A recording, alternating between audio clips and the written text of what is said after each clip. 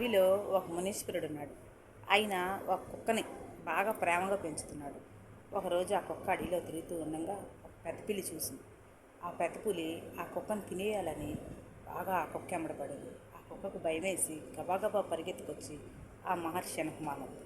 అప్పుడు ఆ పెద్ద పులి అక్కడికి వచ్చింది. రాగానే ఈ కుక్కను కూడా ఒక పెద్ద పులిని చేశాడు. చెయ్యంగానే ఆ పులి ఇది కూడా నా జతే కదా అని వెళ్ళిపోయింది.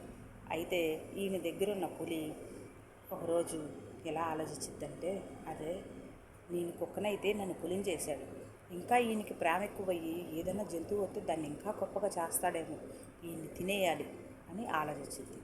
ఆలోచించగానే దాని మనసులో ఆలోచన ఆ మహర్షికి తెలిసి మళ్ళీ ఎమ్మటే కుక్కను చేసేస్తాడు.